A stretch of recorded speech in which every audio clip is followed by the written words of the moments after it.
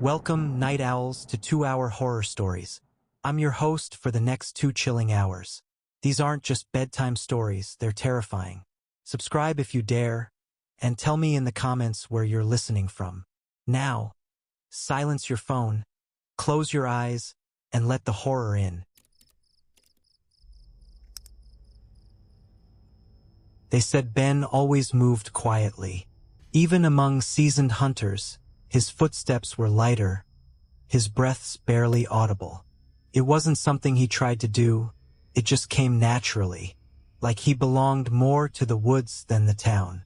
Ben was the kind of man who didn't talk much, but when he did, people listened. Maybe it was the way he stared into you, like he already knew what you were going to say. Every fall, like clockwork, he'd vanish into the forest with nothing but his .30-06, his flask, and a worn leather journal he never let anyone read. That last part became important later. He was hunting in the Hollow Ridge area. Locals called it the Quiet Stretch. The trees grew too close there, and the wind didn't move quite right. Most hunters avoided it. Not Ben. He said that was why the best game stayed there, because it was left alone. That season, he didn't come back. At first, no one panicked. Ben was known to stay out an extra night or two. But 3 days passed, then 5. A search party was formed, friends, neighbors, even the sheriff. They found his campsite just inside the ridge, untouched. The fire was out. His gear was packed neatly, but Ben was gone. No signs of struggle, no blood, no broken branches. Just nothing, as if he'd stepped into the air and vanished. Then they found his journal half buried in pine needles, 30 yards from camp. The leather cover was damp, but the pages were mostly legible. The entries were methodical at first, weather conditions, animal tracks, kill counts. But as they flipped through, the tone changed. Day 3, 5:41 a.m. Woke before dawn. Thought I heard breathing outside the tent. Deep, slow. Didn't unzip to look. Didn't move until it stopped. Day 4, 2:22 a.m. Something followed me yesterday. Kept behind the tree line. I'd stop, it would stop. Not a bear. Too quiet. Too patient. Day 5, 11:09 p.m. No birds today. Not even crows. Forest felt stretched thin, like something watching from every direction. I think it wants me to leave, or maybe it wants me to stay. That last entry was dated the morning of his disappearance. Locals whispered about the quiet stretch after that. Old stories resurfaced, tales of a shadow that mimics movement, footsteps that don't belong to anyone, and a low humming sound you can't unhear once you've heard it once. A week later, Ben's best friend, Mike, went back alone, said he just wanted to look one last time. He returned at dawn the next day, pale and shaking. He didn't bring his rifle back. He wouldn't speak for a full day, but when he did, all he said was, "I saw him." They pressed him, but he just kept saying it, over and over. "I saw him." When they asked where, he finally said, "Up in the trees." No one believed it, of course. Ben wasn't a climber, and no man could survive a week in the cold with no supplies. But then Mike said something else that changed everything. He didn't blink, and he didn't move, but the trees around him, they were swaying like he was breathing through them. That night, Mike set fire to his own hunting gear. Every piece. He never went near the forest again. Within the year, he moved to the city. What's strange is, hunters still report seeing someone who looks like Ben in the woods. Not close, just at a distance. Always far enough that his features blur with the shadows. One man described seeing someone standing completely still in the fog, rifle slung over his shoulder, watching. He called out. The figure didn't answer, just turned and walked back into the trees. But the footprints it left didn't match any boots. They were bare, toes sunken deep into the soil like roots. Some say Ben never left. Others think something in those woods took him, and now uses his shape. And maybe that's the truth behind the quiet stretch. It doesn't want to hurt you. It wants to become you, just like it became Ben. And if you're quiet enough, if you're still enough, maybe you'll hear it breathing behind you.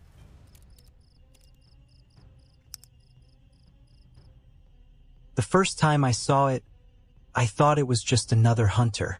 It was standing across the clearing, tall, upright, and perfectly still. The figure was dressed in a dark, tattered jacket, and its head tilted slightly, like it was listening. I remember raising my hand to wave, just out of courtesy, but it didn't move, not even a twitch. That was the first red flag. Every hunter waves back. I lowered my hand and looked away for only a second, just to readjust my grip on the rifle. When I glanced back, the figure was gone, completely vanished. No footsteps, no crunching leaves, no sound at all.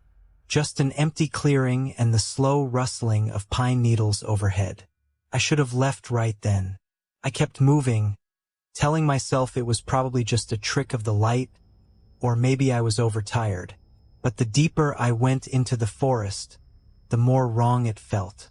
The birds had stopped calling. The air had this heaviness, like I was walking underwater. Even the ground seemed to muffle my steps. It wasn't long before I saw it again. This time it was closer, no more than 30 yards ahead, half hidden behind a tree. Same shape, same height, same stillness.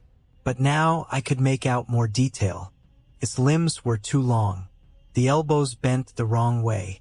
The neck looked slightly too high up on the torso, like it had been shifted or stitched together.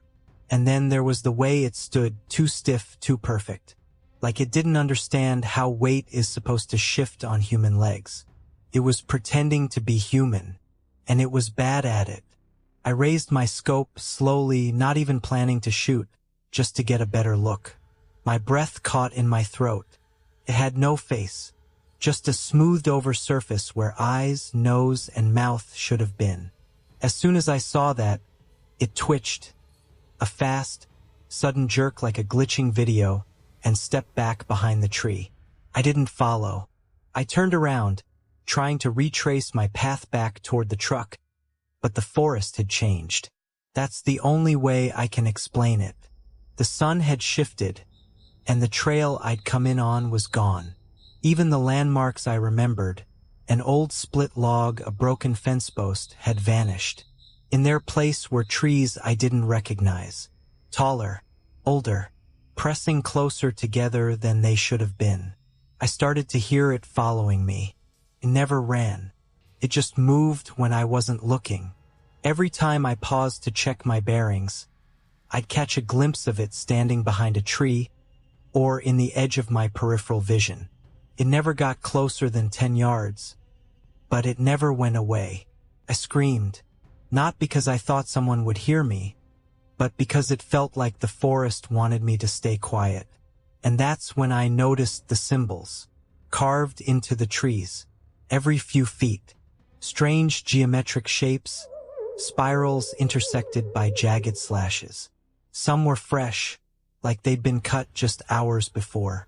Others were weathered and grown over with moss, but they were all over. I was surrounded by them, like I had wandered into something ancient and forbidden. That thing had been leading me here. It wasn't just stalking, it was hurting. Then I heard something I will never forget. A voice, my voice, calling out from deeper in the woods. Over here. I found something. Exact same tone, exact same rhythm. But it wasn't me. I froze. Something about the way it said the words felt wrong. Like it didn't know what the words meant, only how they sounded. Like a tape recording that's just slightly off. And then it called again. But this time it was my dad's voice. He's been dead for 6 years. My knees nearly buckled. I tried to run, but every path led me back to the same spot, the clearing with the carvings. The trees began to look familiar again, and not in a comforting way, in a looping way, like I was circling something without knowing it. And then I saw it one last time, standing out in the open, arms too long, head too high, still no face. But now it had antlers, long, spiraled like they were growing from beneath the skin. It raised one hand, slow, deliberate, and mimicked my earlier wave, mocking me, and I understood without knowing how. It wanted me to wave back, to accept something, to let it in. I dropped my gear and ran, not through any trail. I just ran.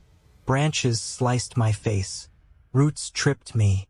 I think I fell 3 times before I saw the edge of the forest, and my truck.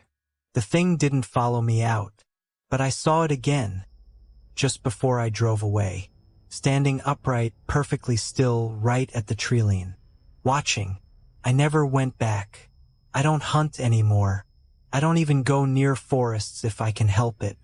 But sometimes, at night, I hear my voice outside my window, calling from the trees, telling me to come look at what I found.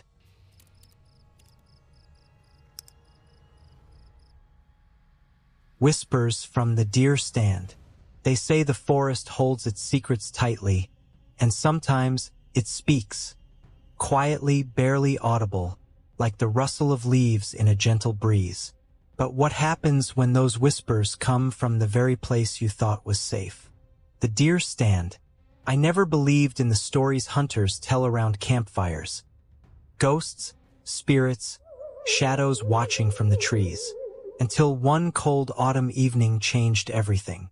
I was alone, perched high in my deer stand just before dusk. The air was sharp, the kind that makes your breath visible in little clouds. I'd spent hours scanning the woods, waiting for movement, when I first noticed it. A faint murmur. It was soft, like someone whispering right beside my ear. But when I turned, there was no one. At first, I told myself it was the wind, or maybe a distant animal.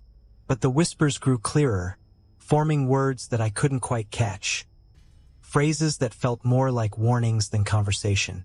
The voice was low, urgent, and impossible to place. It seemed to come from the trees themselves, weaving through branches, curling around the wooden beams of the stand. I tried to shake it off, focusing on the usual sounds of the forest. Twigs snapping, birds calling, the distant howl of a coyote. But the whispers didn't stop. They pressed closer, circling like invisible shadows just out of sight.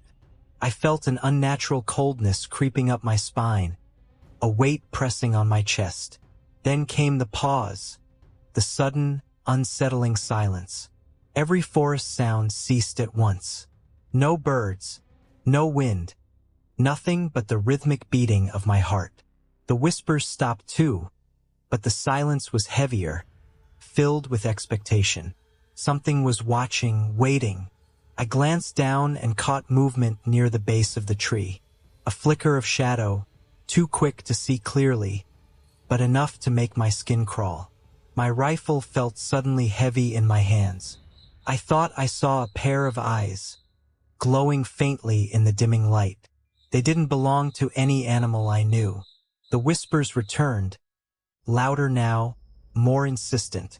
I swear they called my name. The words were broken, disjointed, like a language lost to time. I felt drawn to listen, to understand, but fear held me frozen. Suddenly, the stand shuddered as if gripped by unseen hands. The wood creaked beneath me, groaning in protest. A chill wind howled past, carrying the whispers away like a fading echo. Then silence, complete and suffocating. I climbed down the ladder faster than I ever had before.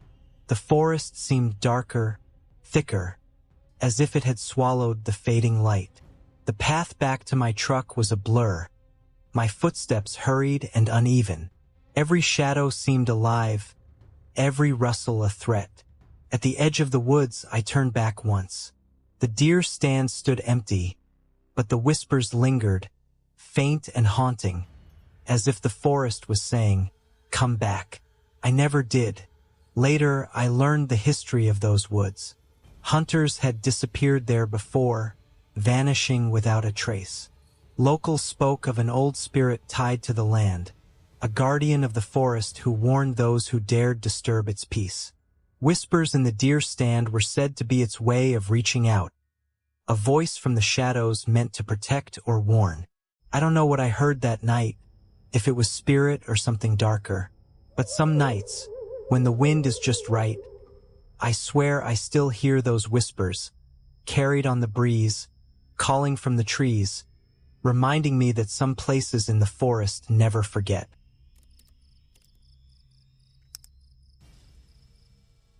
Tracked by something I never saw.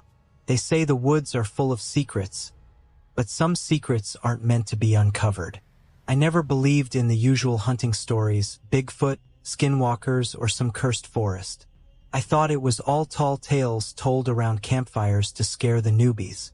But what I experienced that fall changed everything. I was out hunting alone in a remote part of the forest. The kind of place where your footsteps are swallowed by layers of leaves and pine needles, and the only sound is the whisper of wind through the trees. That morning, I set out before dawn. The mist hung low, and the forest was thick and heavy, like it was holding its breath. I moved slowly, eyes sharp for any sign of movement. Hours passed with nothing but the crack of twigs beneath my boots. I had just settled into a small clearing to rest when I felt it. The unmistakable sensation of being watched. Not the casual glance of a deer or a bird. This was different, cold, calculating. I froze, every muscle tense. But when I turned, there was nothing. No shape, no shadow, just the empty trees swaying softly. I convinced myself it was nerves. Maybe a squirrel or a bird had startled me. I shook it off and continued deeper into the woods. The sun climbed higher, but the feeling didn't leave. In fact, it grew heavier, as if invisible eyes followed every step I took. Then, around noon, I caught the first sign that something was truly wrong. My trail camera, which I had set up near a known game path, was missing. Not stolen. There was no sign of human presence, but just gone. I knew I hadn't dropped it.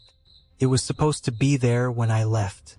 I backtracked, scanning the underbrush, hoping to find it, but it was like it vanished into thin air. The hairs on the back of my neck prickled, and I felt an urge to leave, but my stubborn pride held me there. As I moved forward, a soft crack echoed from behind. I whipped around, nothing. But then it happened again. Something was moving silently through the forest, keeping pace with me. I stopped, held my breath. The forest was quiet except for the faintest rustling in the undergrowth, just beyond sight. I wanted to call out, but the sound caught in my throat. Whatever was there wasn't like any animal I knew. It wasn't making normal noises, and it wasn't coming closer, at least not yet. Hours passed like this, silent footsteps just out of reach, shadows that didn't belong to any tree or bush. I didn't dare run, fearing it would trigger a chase, but I kept my pace steady, eyes darting to every movement, every flicker of light. As twilight crept over the horizon, the forest changed. The shadows grew longer, more oppressive, and then, in a narrow beam of fading sunlight, I saw it. Not the thing itself, but its tracks. They were enormous, larger than any animal I'd ever seen, with claw marks so deep they gouged into the earth. But the shape was wrong. The prints were oddly elongated, almost human, yet twisted in a way that didn't make sense. I followed them, heart pounding, but they stopped abruptly at the edge of a thicket. No trail led out. It was as if whatever made them vanished into the air. That night, I camped in a small clearing, the fire barely keeping the darkness at bay. Every snap of a twig, every rustle of leaves felt like a warning. Sleep was impossible. Around midnight, I heard it, a low, guttural breathing just beyond the firelight. Not heavy like a bear, but slow and deliberate. I stared into the blackness, waiting for a glimpse, but there was nothing.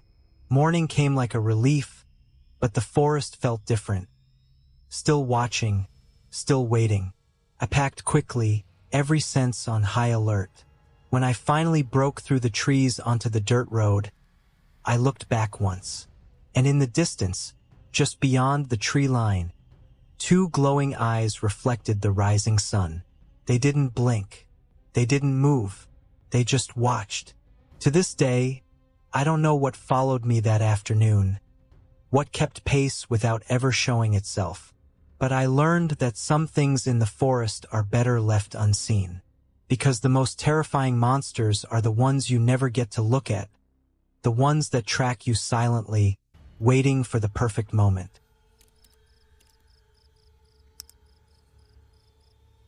The woods went dead silent. Then I heard breathing. It started as a usual hunt. Just me, my rifle, and the endless forest stretching in every direction. The autumn air was crisp, leaves crunching underfoot. But as I moved deeper, the normal forest sounds faded away. The birds stopped chirping, the wind stilled. Even the squirrels that usually dart around were nowhere to be seen. At first, I thought it was just the calm before a storm. But there was no storm coming. The silence was too complete, unnatural. My heartbeat quickened, but I told myself it was just nerves. Hunters get jumpy in unfamiliar places. Then I heard it, soft, slow breathing. Not mine. Not a person's nearby, I was sure. It was steady, deliberate, like someone holding their breath to stay hidden. I froze, straining to listen. The breathing wasn't coming from the ground or the bushes.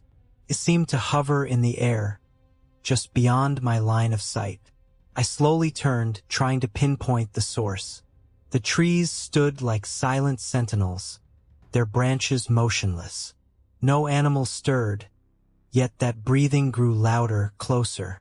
It was uneven, sometimes deep, sometimes shallow, as if whoever or whatever was breathing was struggling. I raised my rifle cautiously, scanning the dense thicket. My fingers trembled, not from cold, but from something else. The kind of fear that twists inside you when you know you're being watched by something that doesn't want to be found. I remembered the stories the old hunters told, of things in the woods that weren't animals, not human, not ghosts, but something else.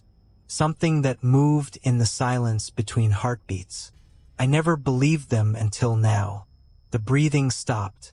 The moment it cut out, the forest exploded back to life. Birds screamed. Leaves rustled in a sudden gust, and a distant branch snapped. But I couldn't move. Something was out there, just watching, waiting. A shadow flickered at the edge of my vision. A tall, thin shape slipping behind a tree too fast to be an animal. It wasn't running, but gliding, almost floating. I blinked, but it was gone. I forced myself to move forward, heart pounding like a drum in my chest. Every step felt like it echoed too loudly in the unnatural quiet.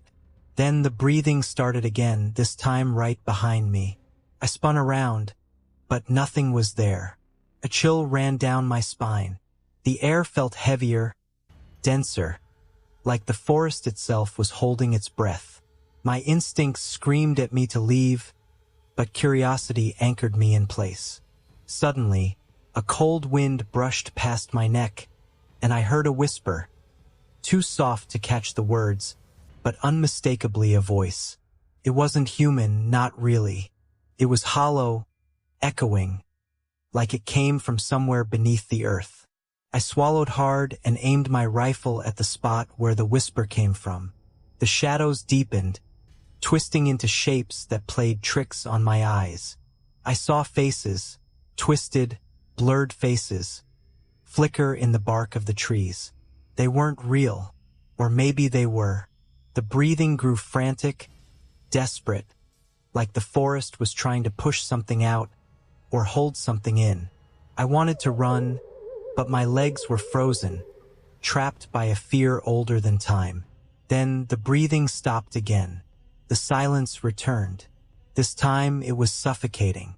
I didn't wait to hear more. I turned and ran, branches slapping my face, leaves tearing at my clothes. Behind me, the silence swallowed everything. The trees, the breath, the whispers, like they never existed. When I burst out of the woods, the sounds of the world returned with a rush.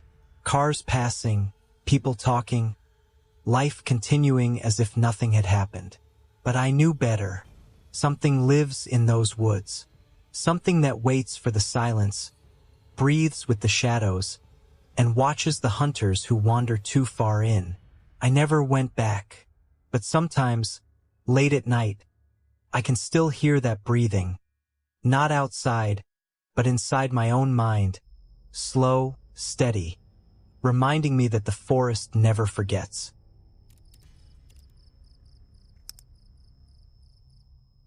I shot it, but it didn't bleed. The forest was quiet that morning, the kind of quiet that feels heavy, as if the trees themselves are holding their breath. I had been hunting for hours, moving carefully through the underbrush, my rifle steady in my hands. The early mist clung to the ground, blurring the edges of the world. It was perfect hunting weather. I spotted movement ahead, something large, just beyond the ridge. The shape was familiar, a buck moving slowly through the clearing. Its antlers caught the faint light and I took aim. I was confident, steady breath, steady hand. I pulled the trigger. The crack echoed through the trees, and the buck staggered. But then it just stood there, staring at me. No blood spilled from the wound. Not a drop. The bullet had hit, I knew it had. The rifle was not faulty. Curious, I approached cautiously, rifle still raised. The buck's eyes, deep, dark, and unblinking, seemed almost too still. Didn't move, didn't fall. The air around it felt heavier, like the atmosphere had thickened. I could feel the hairs on the back of my neck rise. Then I saw it, no blood anywhere. Not on the grass, not on its fur, not on the leaves around. It was as if the bullet had passed through flesh but left no trace. I lowered my rifle and reached out with trembling hands to touch the buck. Its fur was cold and stiff, like something that had been dead for days. But the eyes stared at me with an unsettling clarity, as though it was aware. A sense of wrongness flooded over me. This wasn't an ordinary animal. Suddenly, a low growl rumbled from behind the trees. I spun around. The woods were still. No wind, no movement, only silence. The growl came again, closer this time, but still nothing visible.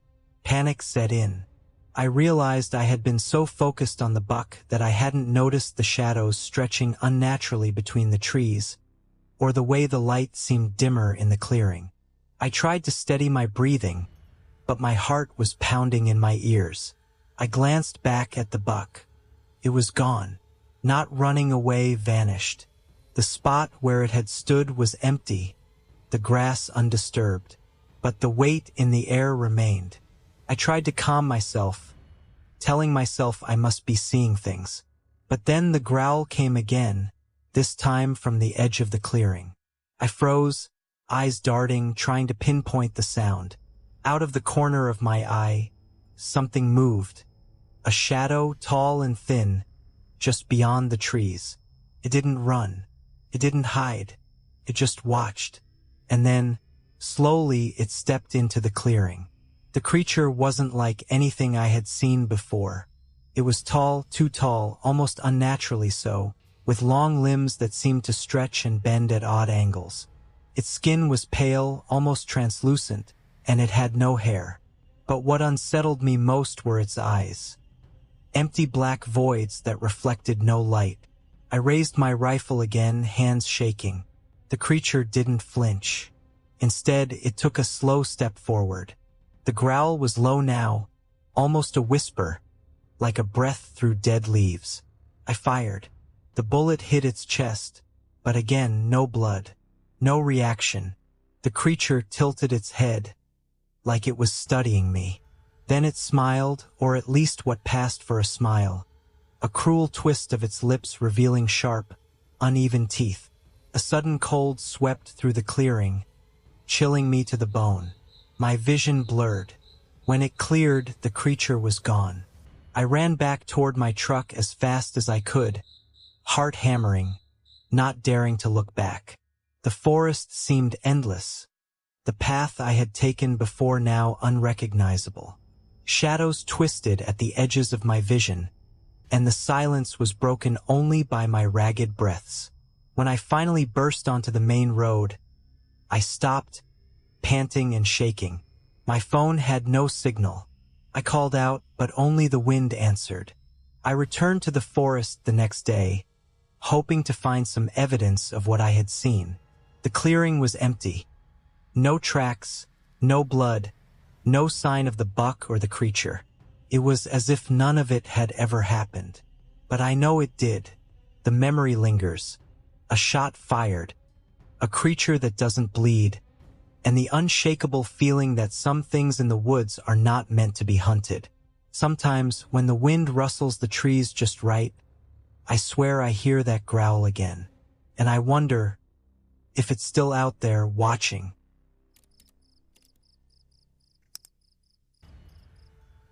Found an old campsite still warm. The hunt had started like any other, the kind of quiet, patient waiting that seasoned hunters know well. Deep in the forest, far from any trails or roads, a group of friends set out before dawn, backpacks heavy with gear, rifles slung over shoulders, eyes scanning the thick canopy above. The air was cool, smelling of pine and earth, the kind of stillness that makes you feel alive and uneasy at the same time. They had been tracking deer all morning, following broken branches and distant hoof prints. The forest was dense here, almost claustrophobic, with trees standing so close together their shadows blended into one endless darkness. Around midday, they decided to take a break, searching for a spot to rest and eat before the afternoon hunt. That's when they stumbled on it. A small clearing, hidden beneath the thick brush, with signs of a campsite. A fire pit ringed with blackened stones. A scattering of ash that looked fresh, too fresh for any forgotten campsite. The earth was soft around it, disturbed, as if someone had been there very recently. Not just days ago, but hours. "What the hell?" one of them whispered, crouching near the fire pit and touching the ash cautiously. It was still warm. No gear, no tents, no footprints leading away. Only the faintest signs that someone had been here and left in a hurry. But the strangest part was the food remains. Uncooked game meat, rotting slightly but definitely fresh. Something about it felt off, unnatural. Like the person who had left this place was not planning to come back. The friends debated whether to call it in or move on. They decided to push further into the woods, but curiosity nagged at them. Who had been camping here? And why so close to where they were hunting? Hours later, as they circled back towards the campsite, the mood shifted. The forest seemed heavier, darker. The usual birdsong had vanished. Even the wind refused to stir the leaves. They found subtle signs. Broken branches pointing away from the clearing, shallow footprints that didn't match any known animal or human. They followed them, heartbeats quickening, senses sharpening. Then the sound started. A low, guttural humming, almost like a chant, drifting between the trees. It was faint, but unmistakably there. The friends froze. The humming grew louder, rhythmic, as if calling something out from the shadows. The hairs on their necks stood on end. One of them raised his rifle, scanning the darkness. The others whispered, trying to make sense of the sound. It wasn't human, too deep, too unnatural. It echoed off the trees like an ancient warning. Suddenly, the humming stopped. Silence swallowed the forest whole. A branch snapped somewhere nearby. A shadow darted between the trunks. Something big moving fast. They called out to each other, but their voices sounded small and fragile in the vast wilderness. Back at the campsite, they noticed something new. A fresh set of footprints led right to the fire pit, and then disappeared into the undergrowth. But the prints were strange, elongated, with no clear toe marks, like something that walked on the edges of reality. They decided to leave, feeling the weight of unseen eyes watching them. But as they packed up, one of them spotted a small, carved wooden totem lying half-buried near the fire pit. It was crude, twisted, but unmistakably carved with symbols they didn't recognize. No one wanted to touch it. That night, as they camped miles away, each heard whispers carried by the wind, soft voices speaking in a language that felt both ancient and wrong. Dreams were filled with watching eyes, with forest shadows that moved just beyond sight. The feeling of being hunted took root deep inside them. The next morning, one of the group went missing. No trace, no sign of struggle. Only his last footprints, circling the campsite and fading into nothingness. The forest had claimed him. Weeks later, when search parties combed the area, they found the old campsite again. The fire pit was cold, the totem gone, but the ash still smoldered faintly, as if waiting for someone else to come, waiting to whisper the secret of the forest's dark hunger to anyone careless enough to listen. The place where warmth once lived was now a silent warning, because some campsites are never truly abandoned. They linger, they watch, and they wait.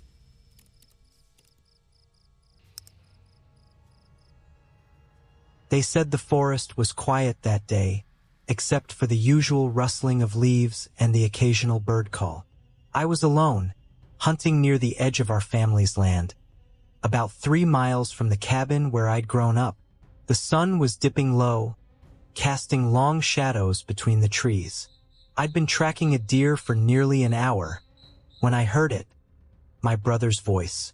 At first, I thought I'd imagined it. It was faint, distant, but unmistakably his voice calling my name. "Hey, come here." My heart jumped. My brother had left for college weeks ago. He wasn't supposed to be here. I answered out loud, cautious. "Where are you?" No reply, just silence. The forest closed back in around me, the kind of silence that makes you feel watched. I shook my head, telling myself it was nothing, just the wind or some animal. But then it came again, louder this time. "Please, help me." It was exactly how my brother sounded. The same tone, the same desperation in his voice. I took a deep breath and started walking toward the sound, calling his name. But the voice vanished. My skin crawled. I stopped and listened. Nothing but the usual forest sounds. I told myself to leave, but curiosity, maybe guilt, pushed me forward. I reached a small clearing. The sun was nearly gone. My flashlight flickered on, its weak beam cutting through the darkening trees.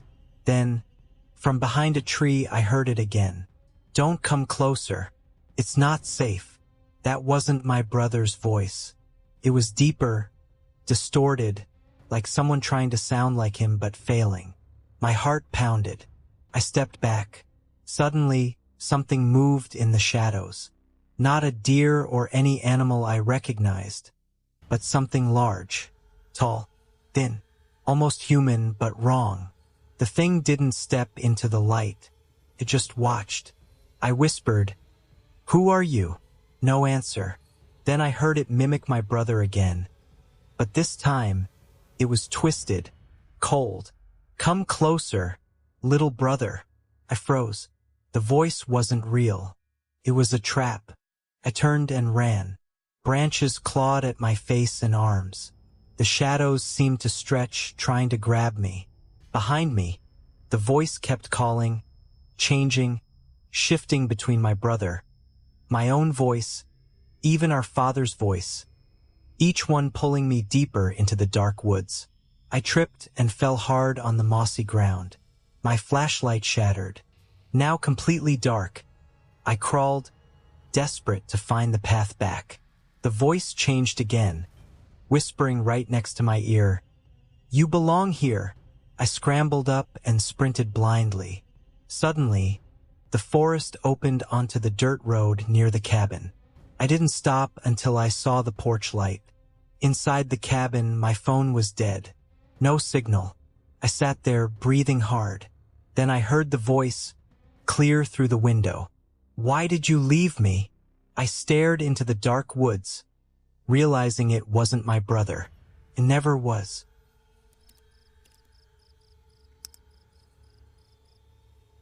No animal leaves prints like that. The sun was dipping below the horizon as I stepped off the beaten path and into the dense forest. It was early October, the kind of chill that wraps around your bones but doesn't quite freeze you. I had come out for a late evening hunt, hoping to catch a glimpse of the elusive elk that had been rumored in these parts. The forest was quiet except for the crunch of dry leaves beneath my boots and the occasional snap of a twig. I followed a faint trail, barely visible, that wound through the pines. It looked fresh, maybe just a day or two old. At first, I thought it was an animal trail, but the prints I saw stopped me cold. They were large, much bigger than any deer or elk tracks I'd ever seen, and the shape was wrong. Too long, too wide, almost like a giant human foot, but not quite. The toes were spread in a way that no animal I knew could manage. The claws left deep gouges in the soft earth, but they were curved strangely, too symmetrical, almost deliberate. The spacing between the prints was irregular, as if whoever or whatever made them wasn't walking normally, but sometimes running, sometimes stopping abruptly. I crouched down, brushing leaves away, and my skin prickled with a mix of fear and fascination. I snapped a few photos on my phone, knowing this was not something I could easily explain. I'd hunted in these woods my whole life, and I'd never seen anything like this. The trail led deeper into the woods, where the trees grew thicker and the light dimmer. I was alone, but the feeling of being watched settled in like a heavy fog. Every rustle made me whip around, heart pounding, only to find nothing but the dark shapes of branches swaying in the wind.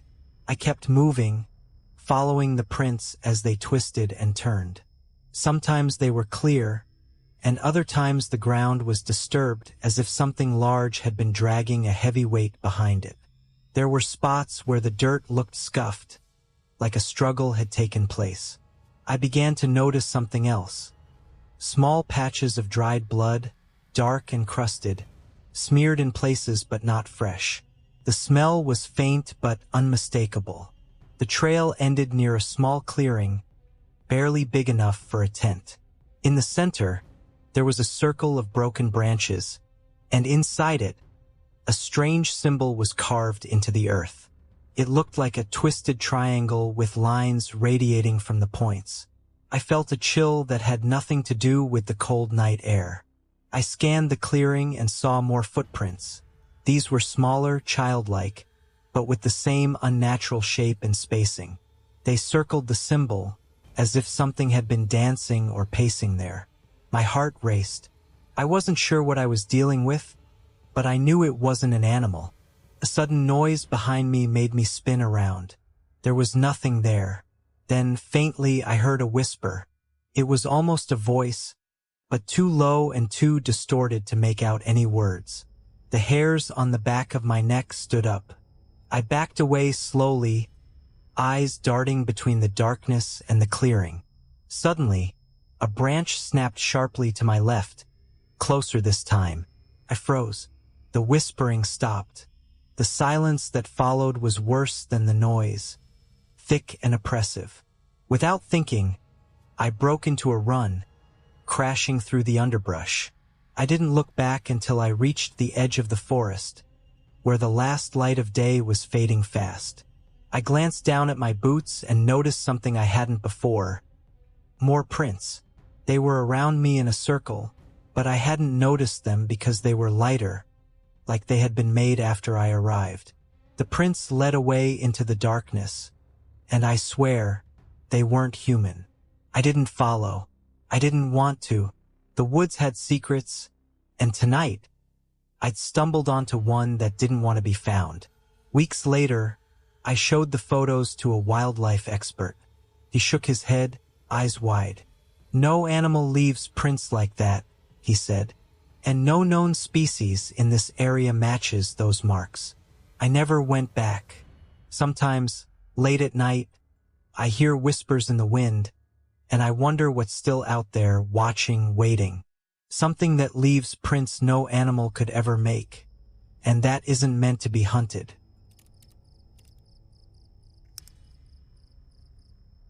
The eyes that reflected nothing.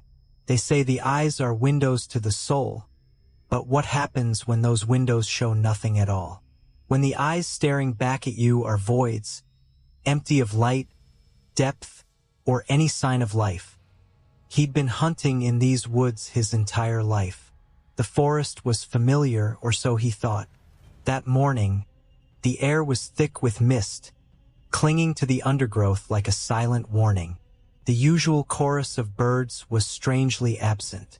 A cold, uneasy quiet pressed down on everything. Moving through the trees, he felt it, a sensation like being watched. Not just glimpses of movement or rustling leaves, but the weight of eyes fixed on him from the shadows. He paused, heart pounding, and scanned the forest floor. Nothing. No animals stirred. Just silence. Hours passed. He spotted fresh tracks, large, oddly shaped, but no clear pattern of any known creature. Something was here, but no sound betrayed its presence. As dusk bled into night, the mist thickened. He climbed into his deer stand, hoping to wait out the hour. Darkness pressed around him like a living thing. Then he saw them, two glowing eyes, floating low among the trees. Not the golden gleam of a deer or the reflective gaze of an owl. These eyes were black holes, deep and empty, absorbing the faint light around them. They didn't blink, didn't move. They just stared. The hair on the back of his neck prickled. He lifted his rifle, hands trembling. The eyes held steady, unwavering, as if they didn't even recognize him as a threat. Time slowed. He blinked. The eyes vanished. But then, just beyond the clearing, he glimpsed movement. Something low to the ground, shifting between the trees. Too large for any animal he'd ever seen. He tried to focus, but the fog blurred his vision. He fired once, a single shot into the mist. A terrible sound answered, neither animal nor human. A rasping, hollow moan that chilled his blood. The forest seemed to recoil. Then silence returned. He scrambled down, heart hammering, searching for any sign of his target. No blood, no broken branches, nothing but the cold, damp earth. As he moved back toward camp, his flashlight caught something unexpected. A pair of eyes, reflecting his beam. But these eyes reflected nothing back. No shimmer, no gleam, no soul. Just a deep, empty void. He froze. The eyes blinked, then disappeared. He never returned to that part of the forest. Weeks later, he showed friends the photos from his camera. Blurry shots of nothing, except in one, faint in the background, two dark orbs staring out from the trees. But when they zoomed in, the eyes seemed to absorb the light rather than reflect it. They joked about the eyes that reflected nothing, but he wasn't laughing, because sometimes he could still feel those empty eyes watching him from the dark, waiting, unblinking. And in the silence of the woods, he knew some things were better left unseen.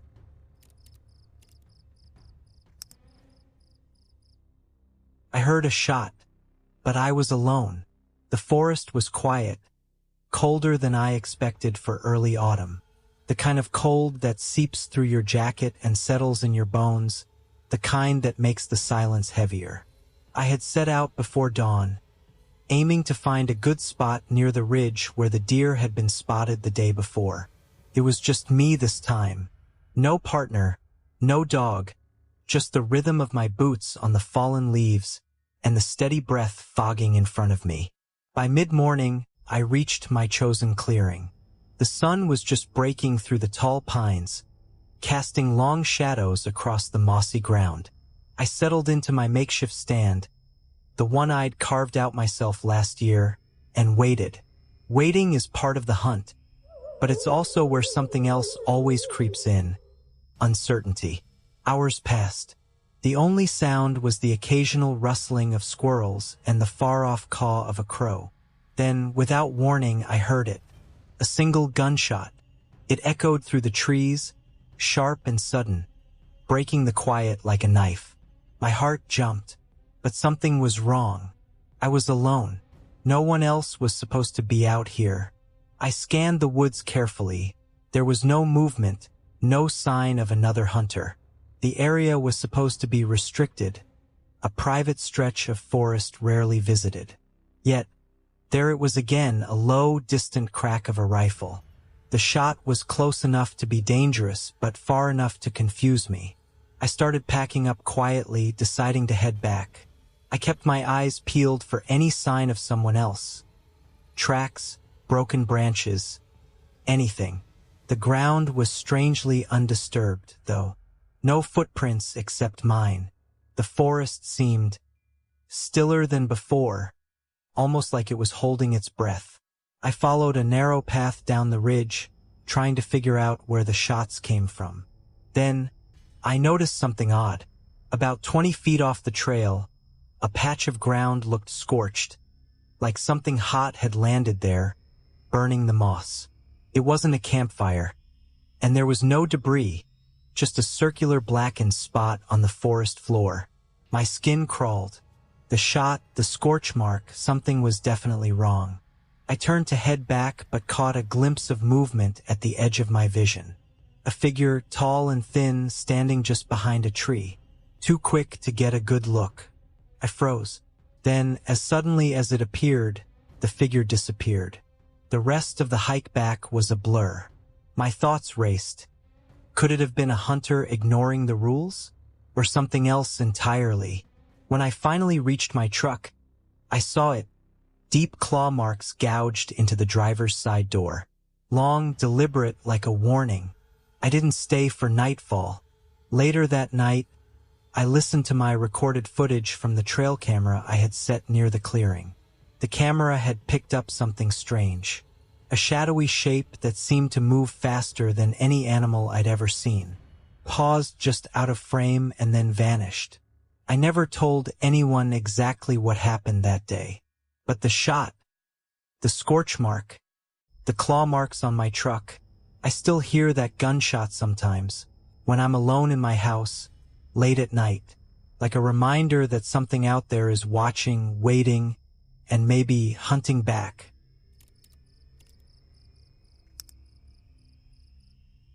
They found the trail in the early morning, when the fog still hung low between the trees, and the forest floor was damp with dew. A thin, dark line stained the fallen leaves.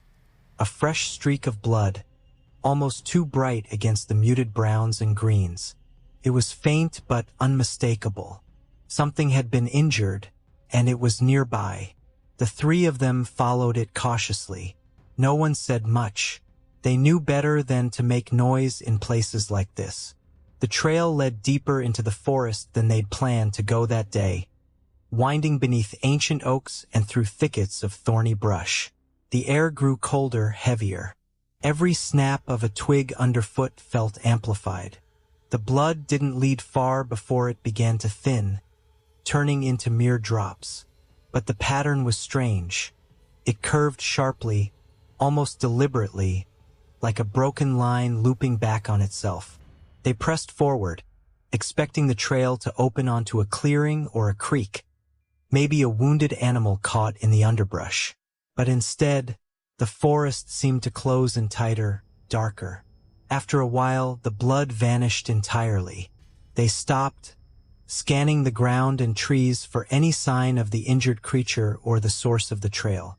The fog had thickened, wrapping around the trees like a slow-moving tide, and the forest's usual sounds had all but stopped. No birdsong, no rustling animals. Even their own breathing sounded loud. Then they noticed something unsettling. The ground beneath them was disturbed, churned up as if something large had dragged itself along the earth in a wide circle, back toward where they'd started.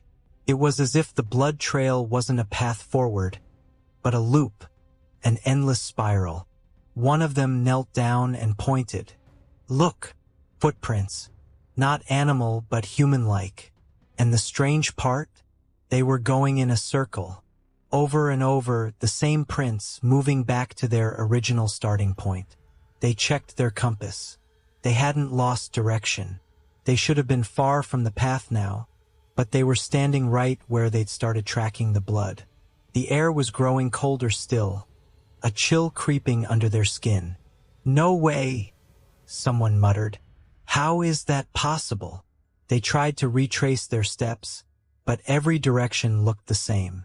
The trees stood like silent sentinels, casting long shadows in the fog. The forest felt endless. The path they'd taken seemed to be closing in around them, wrapping tighter, like the blood trail itself was a circle they couldn't break free from. Suddenly, from somewhere nearby, a low rustling noise echoed. It was faint but deliberate, like something moving just beyond sight. Their eyes darted to the shadows between the trunks.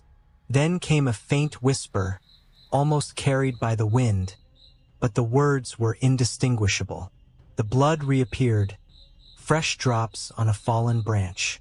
They followed again, heartbeats quickening. But the trail led them right back to where they were standing, to the exact spot where the footprints circled endlessly. Frustration and unease gnawed at them. How could a trail loop back like that? The woods weren't supposed to work this way. The forest was a place of trees and animals, not tricks. A sudden snap nearby made them freeze. From the fog, a shape emerged. Tall and slender, its outline blurred by mist, but unmistakably humanoid. It didn't move like a man. More like it was gliding, drifting just above the ground. No face, no eyes visible, but they felt it watching them. An unnatural presence. The figure didn't speak, but the forest seemed to hold its breath. They wanted to run, but their feet felt rooted to the spot. Pointed a slow, deliberate motion toward the blood trail, then vanished into the fog. They followed the direction, heart pounding. The blood appeared again, now thick and dark. They followed it as it curved, spiraled, pulled tighter. The fog grew thicker, the shadows deeper. And then they realized they were no longer following the blood. The blood was following them. They stopped. The trail was behind them now, fresh drops appearing with every step they took forward. The forest had become a trap, a loop with no exit, the very path they sought to escape now pursuing them. The chilling truth settled in: whatever had bled wasn't fleeing. It was hunting, and the circle was a web designed to trap those who dared to follow. Panic rose. They broke into a run, desperate to break the cycle, but every turn led them back. The prints, the blood, the silence, they all mocked their escape. Finally, in the heart of the endless woods, they stumbled upon a clearing. The moonlight filtered through, revealing the source. No animal, no man, but a mass of twisted branches and fur, woven into a grotesque figure that pulsed faintly with a dark, almost living energy. It watched them, a silent guardian of the forest's secret. They realized then that some trails are not meant to be followed. Some circles are meant to be complete. And as the fog swallowed them once more, the forest claimed its next story. The elk stared like it knew me, not the usual wary glance animals give when they sense danger, but something colder, deeper, like recognition. It was early morning in the thick forest, mist clinging to the pines, the kind of silence that presses on your chest and makes every breath feel loud. I had been hunting these woods for years, every season the same ritual, but that morning felt different, like the forest itself was holding its breath. I crouched behind a fallen log, heart steady but senses sharp. My rifle was cradled against my shoulder, eyes fixed on the clearing ahead. The elk stepped into view, massive antlers stretching toward the sky, coat dappled with the gold of dawn. It looked right at me. I swear it wasn't just a glance. Its dark eyes locked on mine, holding an unspoken message I couldn't decipher. I raised my rifle slowly, every instinct screaming to take the shot. But the elk didn't flee. It held its ground, unblinking, as if weighing me like I was an old friend or an enemy from a forgotten past. The hairs on the back of my neck stood up. There was something wrong, something unnatural about the way it moved, so still, so deliberate. I lowered my rifle, confusion twisting in my gut. The elk gave a low, almost human-sounding rumble and then slowly turned. It moved deeper into the forest, but before disappearing, it glanced back once more, that cold knowing still burning in its eyes. I followed cautiously, curiosity overruling caution. The forest grew darker under the thick canopy, and the silence deepened. No birds sang, no wind whispered through the branches, just the soft padding of the elk's hooves on the moss-covered ground. But after a few minutes, the elk stopped. It was standing beside a large tree, its bark cracked and scarred. I noticed strange symbols etched into the wood, lines and shapes that pulsed faintly as if alive. My skin prickled with unease. The elk touched the tree with its nose, then turned its gaze to me again, expectant. Suddenly, the air grew cold, and I felt a presence behind me. I spun around, but nothing was there. Only shadows shifting between the trunks. I heard whispers, barely audible, like voices on the edge of hearing. The elk lowered its head, and the symbols on the tree glowed brighter. My vision blurred, and memories I didn't recognize flooded my mind. Faces I'd never seen, places I'd never been, but felt deeply familiar. I stumbled back, overwhelmed. The elk's eyes softened for a moment, almost sorrowful. Then it vanished into the trees. The symbols faded, and the forest's silence returned, heavier than before. I stood there trembling, the weight of something ancient pressing down on me. Days later, I found a faded photograph in an old family album, an image of a man standing in these very woods, hunting. But what caught my eye was the figure beside him, a towering elk with eyes that seemed too knowing, too human. The man's expression was calm, but his eyes mirrored the same unease I felt that morning. I don't know what I saw in the clearing or why the elk seemed to know me, but sometimes, when the wind shifts just right, I swear I can hear that low rumble echoing through the trees, calling me back to the place where the forest remembers everything.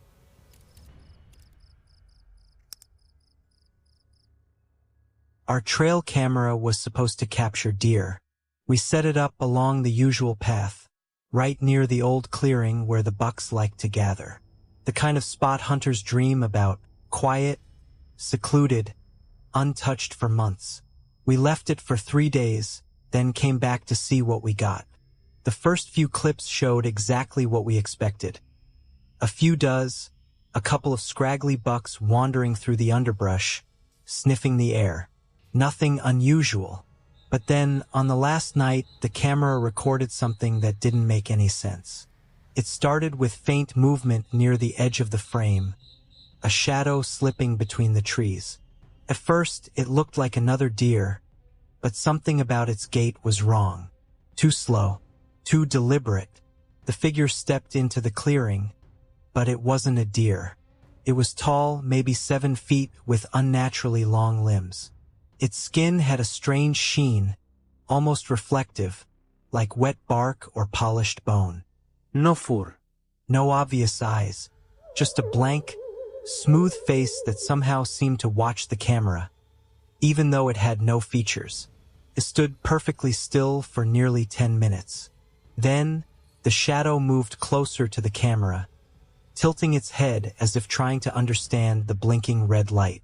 For a moment, the camera feed flickered, and in that brief distortion, the figure's face appeared.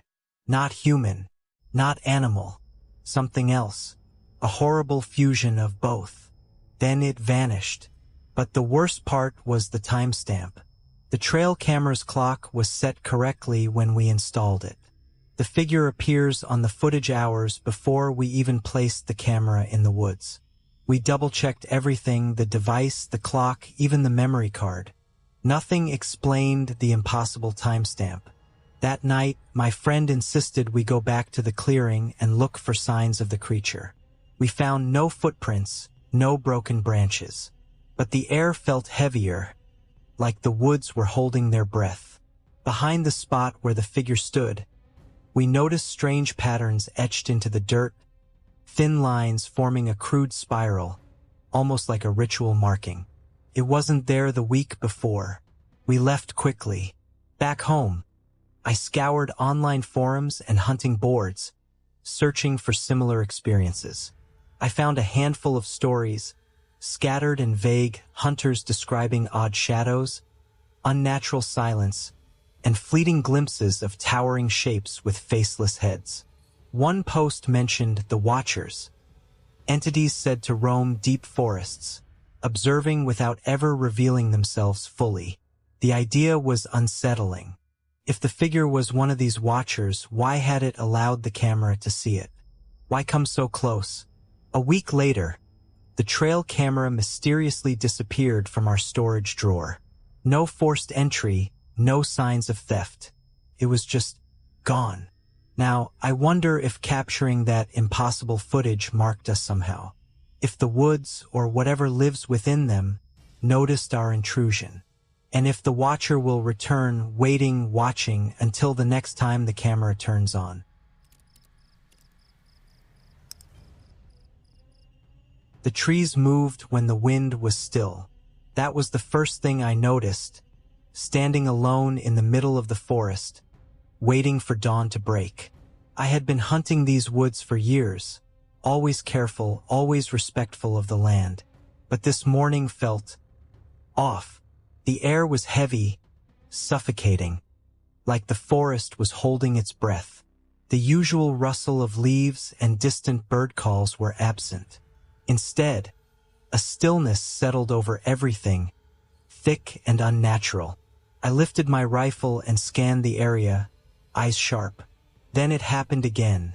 The branches shifted, not a gentle sway from the breeze, but deliberate, slow, almost conscious movement. But the air was perfectly still.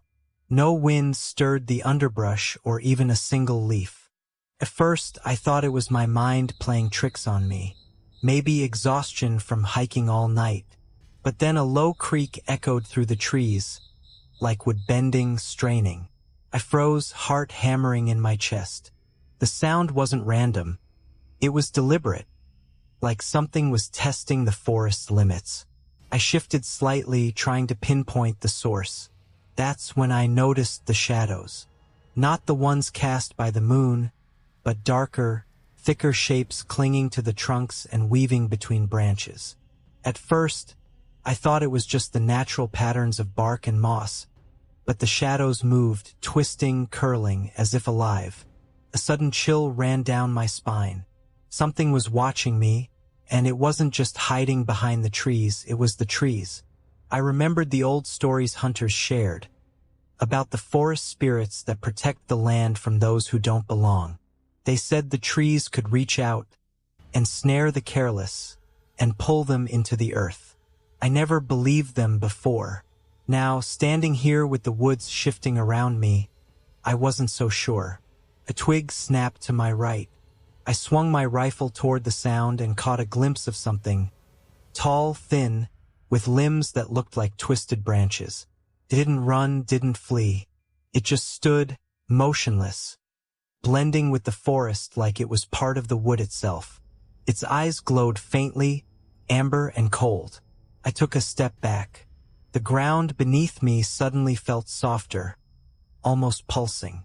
The feeling was like the forest was alive, breathing beneath my feet. I tried to move faster, but my boots seemed stuck, caught in invisible roots or vines wrapping tightly around my ankles. Panic set in. I raised my rifle again, but the figure began to advance.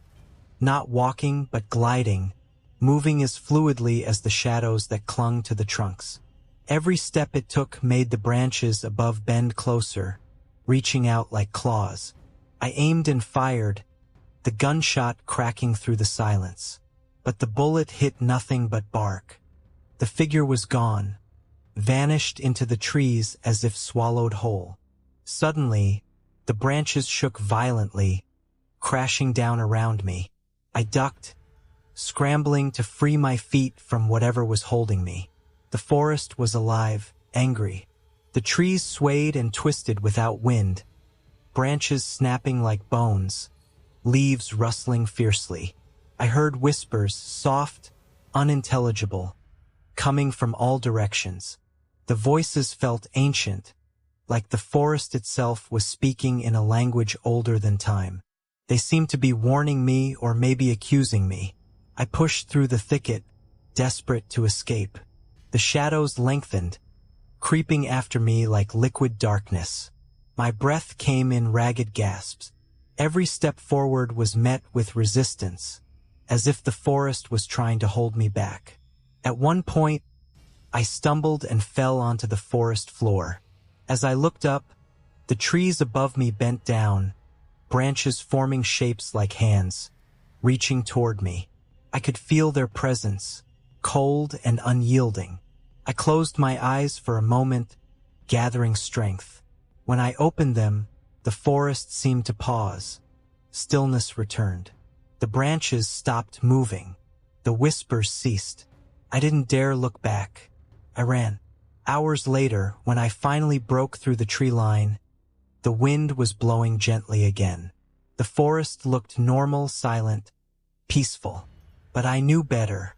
The trees moved when the wind was still, and whatever is inside them is still watching.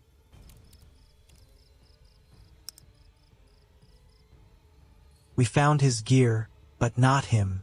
It started as a routine hunting trip, the kind seasoned hunters live for. 3 friends, Mark, Evan, and I, set out before dawn, packing lightly, ready to spend the day tracking deer in the dense woods that bordered the old mining town. Mark was the most experienced. He knew those woods better than anyone. Evan and I were eager but cautious, following his lead. The morning was quiet except for the occasional rustle of leaves and distant bird calls. We found fresh tracks near the ridge, large, almost unnaturally so. Mark knelt to inspect them and frowned. "That's not deer," he said. "Too big." We followed the trail deeper, the canopy thickening overhead. The light grew dim, even though it was barely mid-morning. The air turned cold and heavy, like the woods themselves were holding their breath. Our steps slowed as an unshakable feeling settled over us, like something unseen was watching. After an hour, the trail abruptly stopped. No more footprints, no sign of anything alive. Mark checked his GPS. We drifted off the planned route by nearly a mile. He frowned again and suggested we turn back. As we retraced our steps, we spotted something half-buried beneath a blanket of pine needles. Mark's eyes widened. It was a backpack, his backpack, torn and empty. "Where is he?" Evan whispered. We called out Mark's name, the sound swallowed by the stillness. Panic crept in. We split up briefly, trying to find any sign of him. A broken branch, a footprint, a snapped twig, but nothing. The forest seemed too vast, too silent. I remembered a phrase Mark once said, "These woods don't like to lose their secrets." That phrase echoed in my mind, heavier now than ever. Suddenly, Evan shouted. I ran toward him, heart pounding. He was staring at something wedged between two trees, a makeshift trap, crude yet chilling. It had no bait, no obvious purpose, just strange carvings in the wood, symbols that looked more ritual than practical. Then the ground beneath us shifted slightly. A subtle vibration felt more than heard. We froze. From somewhere deep within the forest came a low, guttural hum, almost like a chant, but muffled and distorted. Our skin prickled. We tried calling Mark again, but the woods answered only with silence. Hours passed. The sun sank low behind the trees, and shadows lengthened into shapes that seemed to slither just beyond sight. The backpack reappeared in our minds. What had taken him, and why leave his gear behind? We stumbled upon a clearing with strange, circular patterns etched into the dirt, almost like a giant symbol viewed from above. It was fresh, the soil loose, disturbed recently. Evan stepped forward to examine it, but I grabbed his arm, pulling him back. There was something wrong here, something unnatural. That's when we noticed it. The trees bordering the clearing were scarred, bark shredded in long, vertical strips. It looked like claws, impossibly large, deeply gouged. We started back, faster now, shadows closing in. Suddenly, Evan stopped, his eyes fixed on a twisted branch that moved against the stillness. Something hung from it. Mark's jacket, torn and stained, but with no sign of him. We couldn't explain it.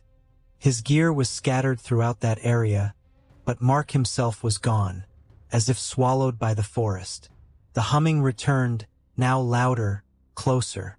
It seemed to seep from the trees themselves, vibrating through the air and into our bones. Fear took hold. We fled without looking back. That night, safe but shaken, we scoured the internet and old local records.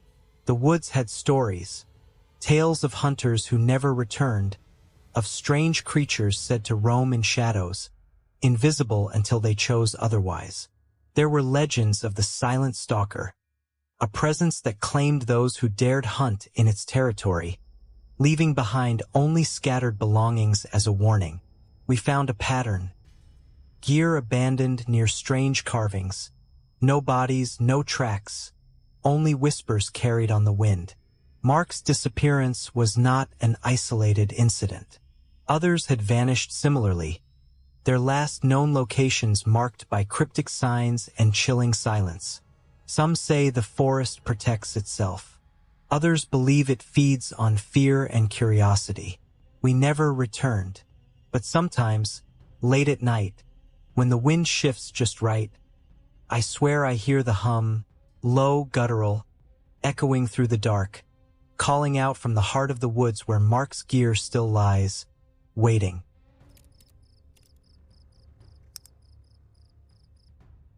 Something was climbing through the trees above us. We had been hunting all morning, the air thick with the scent of pine and damp earth. The forest was quiet, almost too quiet. No birds singing, no rustle of small animals scurrying through the underbrush. Just the dull thud of our boots pressing into the mossy ground. At first, I thought it was the wind, branches scraping against one another in a slow, deliberate rhythm. But the sound was too precise, too heavy, like claws or fingers pulling themselves along the bark. We both stopped, frozen, eyes darting upwards to the dense canopy above. There was something moving just out of sight between the limbs, something big, but nimble. Not a bear or any animal I had ever heard or seen. Its weight caused the branches to groan under the strain, the sound low and menacing. It wasn't making any attempt to hide. It moved faster than a human could, yet with an eerie silence that made the hairs on my neck stand up. We didn't speak. Neither of us wanted to break the fragile silence or draw attention. The forest around us seemed to hold its breath. Then the noise stopped abruptly, but it wasn't gone. It was waiting. I caught a glimpse of something, a shadow twisting between the thick branches, a pale, elongated limbs slipping from one tree to the next, fingers curling like the roots of dead trees. The feeling of being watched clawed its way up my spine. It was not just above us. It was aware of us. We tried to move, slow and steady, to back away from the spot. But the forest seemed to close in, the space between the trees narrowing with every step. The branches snapped. I froze. Then I heard it. A wet, scraping noise, like nails dragging down wood. It was descending, not like a person climbing down, but sliding, slinking, something inhuman. My heart pounded so loud I was sure it would give us away. I glanced at my partner. His face was pale, eyes wide. He reached for his rifle but didn't raise it. We both knew. We were not alone. The sky dimmed as thick clouds blotted out the sun. Shadows deepened, and the forest seemed to grow darker even though it was midday. The thing landed on the forest floor behind us with a sickening thud. Its movements were unnatural, bending and twisting like a nightmare. A smell hit us, damp earth mixed with decay. It exhaled. A low, guttural sound emanated from its throat, something between a growl and a whisper. We stepped backward, our breaths ragged. Then the creature spoke, or tried to. The sound was a garbled mimicry of human speech, a twisted mockery that sent chills down my spine. I raised my rifle, hands shaking. The creature froze, cocking its head like it was trying to understand. Then it moved again, faster than before. Branches cracked overhead as it climbed back into the trees. We heard it vanish among the leaves. We didn't wait. We ran. Back to the truck, hearts hammering, eyes darting to every shadow. When we reached the clearing, the forest seemed to exhale. The silence returned. But we knew. Something was still out there, watching, climbing, waiting. And it wasn't done with us yet.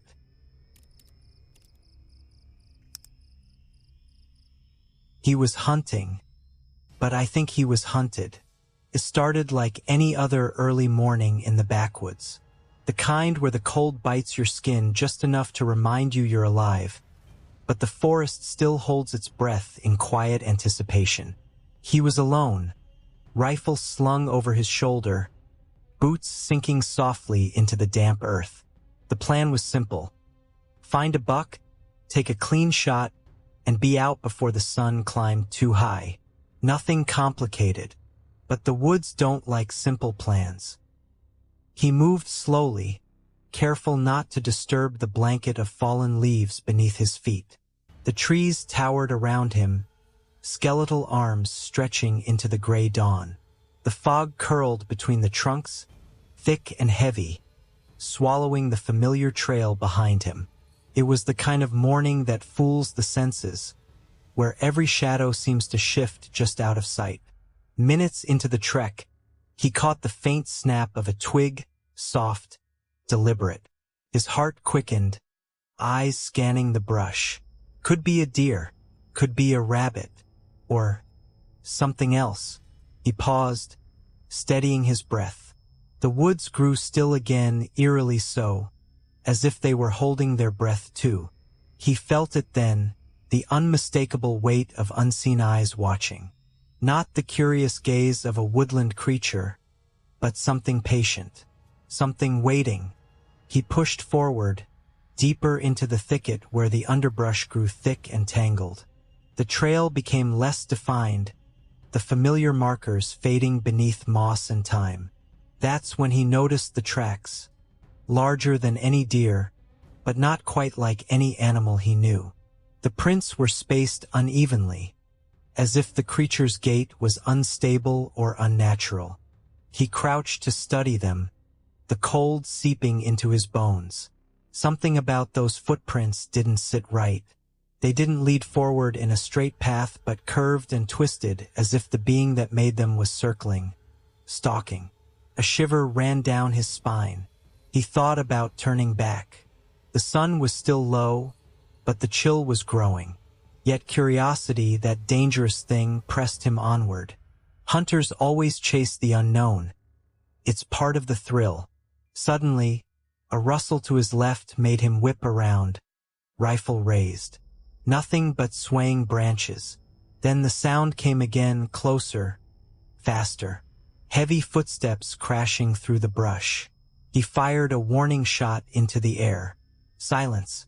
Then a low growl, guttural and deep, vibrating through the ground beneath his feet. His heart hammered. This wasn't deer. This wasn't any animal he'd ever tracked. He started moving, trying to find higher ground, anything to get a better vantage point. The forest seemed to close in, the fog thickening until he could barely see past the length of his arm. Every crack of a branch was magnified, every snap of a twig a thunderclap. Then he heard it, footsteps behind him not matching his own. Slower, heavier, like something was following his every step but trying not to be noticed. His breath came in short gasps. He ducked behind a fallen log, waiting. The footsteps stopped just beyond the log, then circled around, slow and deliberate.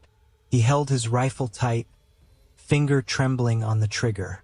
The silence pressed in, unbearable. Then a single breath, shallow, ragged, but not human. He snapped the rifle up and fired blindly into the mist. The fog swallowed the shot, but a guttural scream tore through the forest. It wasn't an animal's cry. It was a sound of pure rage, pain, something ancient and furious. He ran, heart pounding so loud it drowned out everything else. Branches lashed at his face. Roots tried to trip him. He didn't look back, but the footsteps followed, relentless. Then suddenly the sound stopped.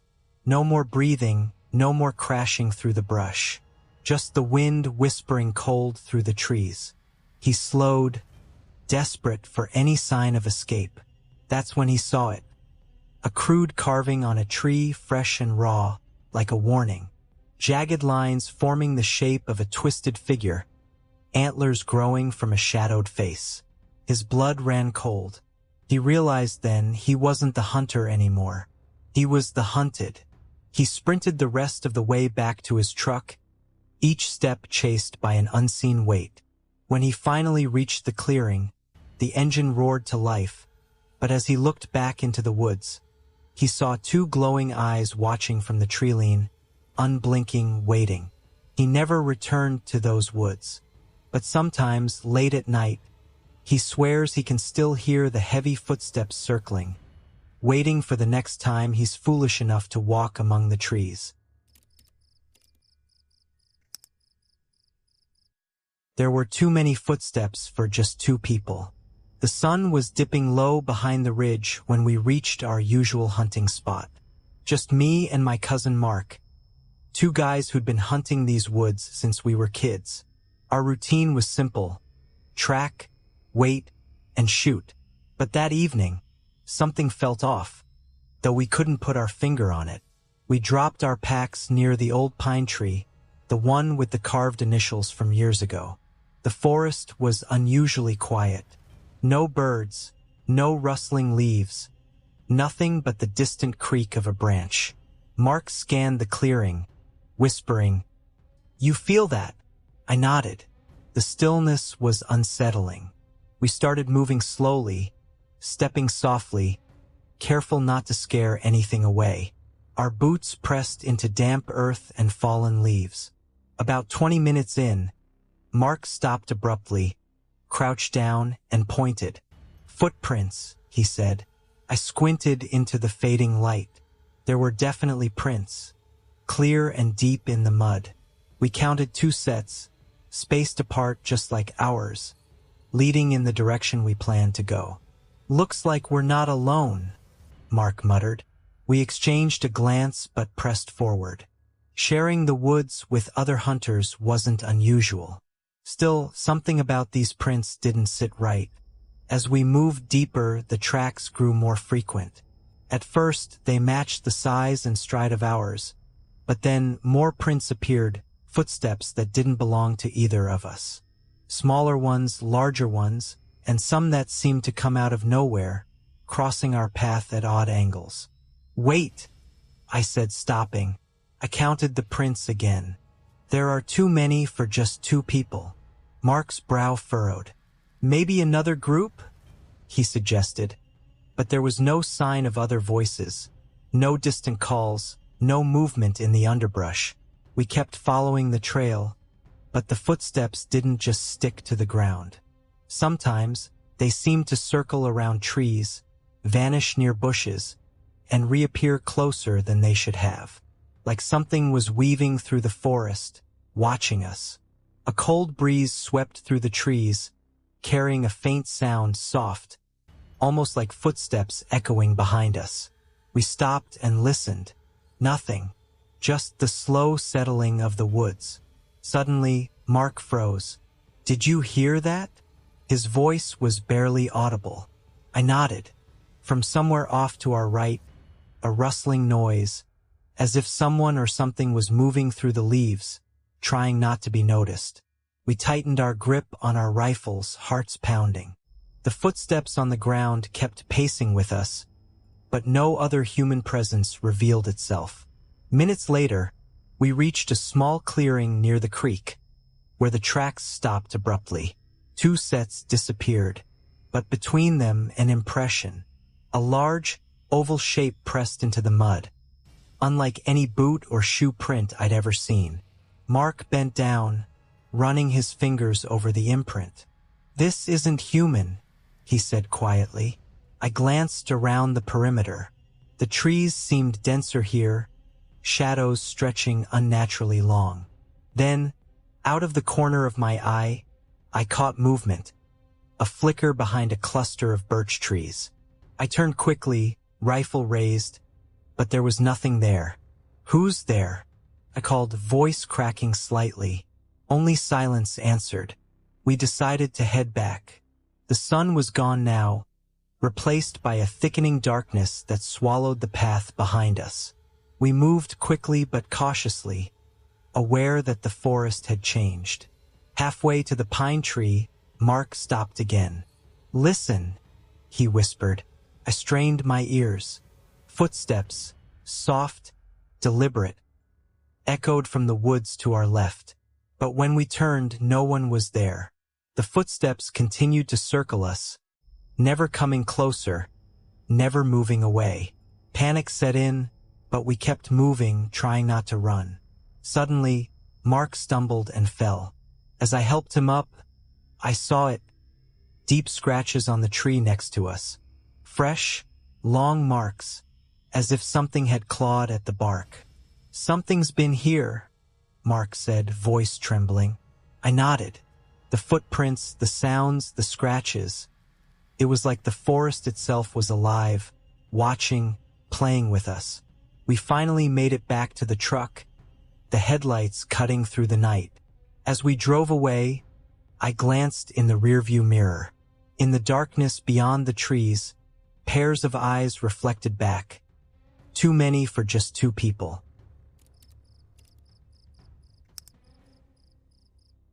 The woods don't let everyone out. At least that's what I believed before that night.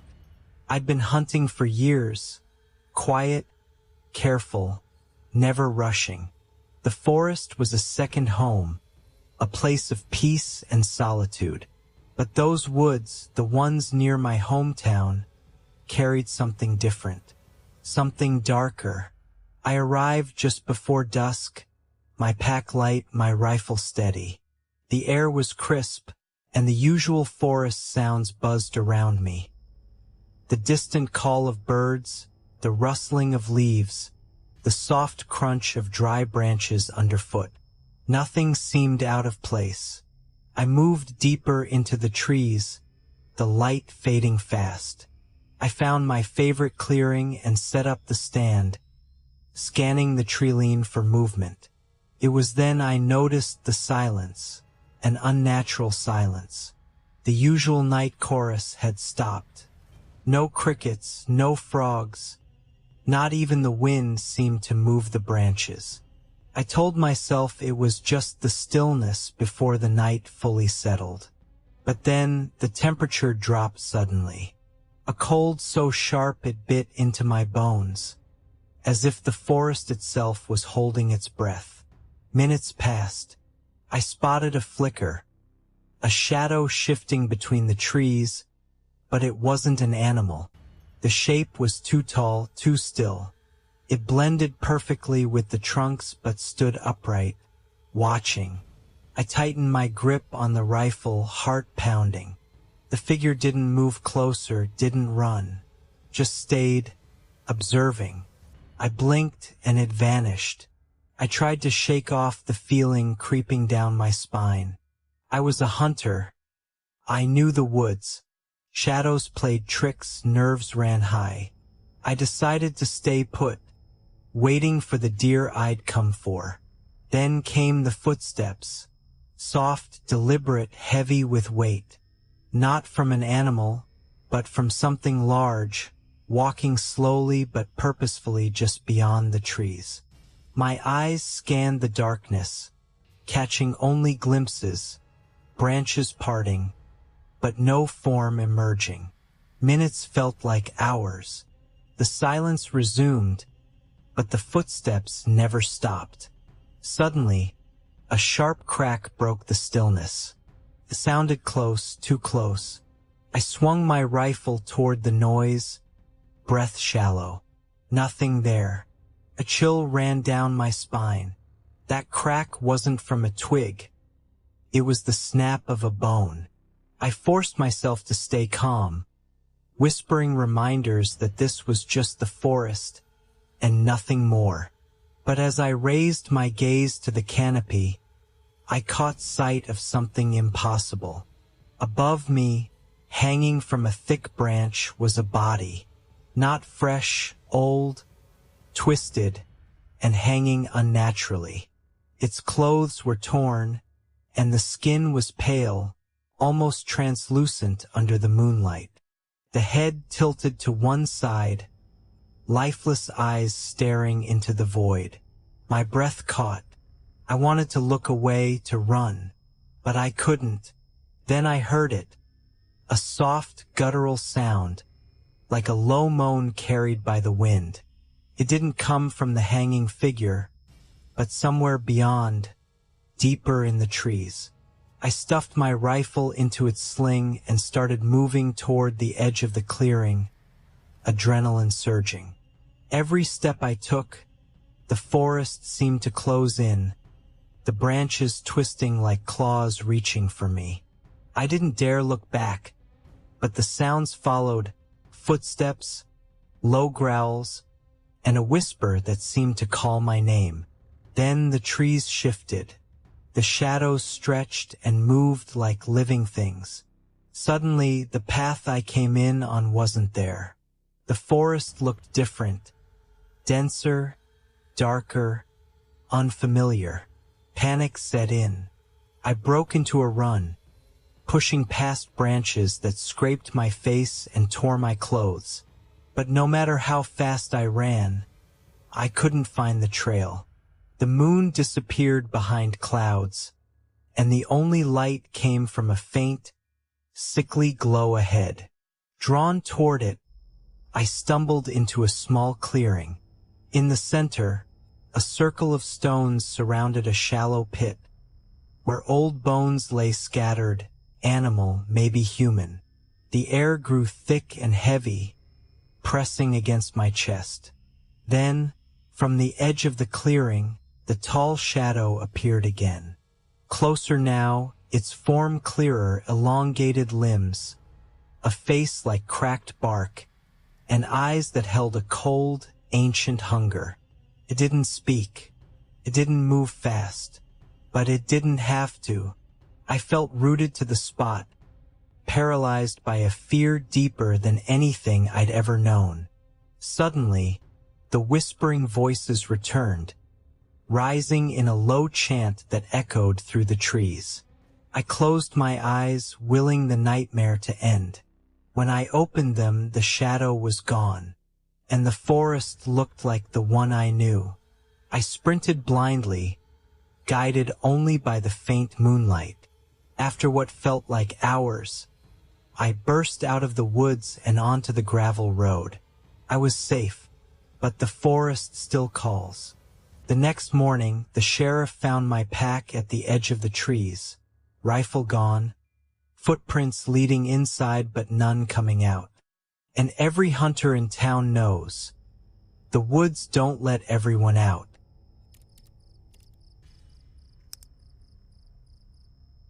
I never saw its face, only the antlers. I went hunting alone that morning, just before dawn, drawn to a remote patch of forest that had a reputation for thick deer populations. The air was sharp and cold, the kind that cuts through layers and settles into your bones. I set out quietly, careful not to disturb anything more than necessary. My boots barely made a sound on the mossy ground. For hours, I tracked deer signs, broken twigs, fresh tracks, distant rustling. Then I spotted the antlers, huge, larger than any I'd ever seen, rising above the brush like a crown. They seemed almost to glow faintly in the morning light. But the rest of the creature was hidden by thick fog that had begun to roll in. I tried to get closer, heart pounding. The antlers were so large, so perfectly formed, they seemed almost unnatural. I raised my rifle but hesitated. There was something wrong about this. The way the antlers moved slightly, almost as if the creature was aware of me. Then the hair on the back of my neck stood up. It wasn't just the size or the stillness, it was the silence. No breathing. No movement of the forest around it. Nothing but the antlers. I circled to get a better view, careful to keep my footing.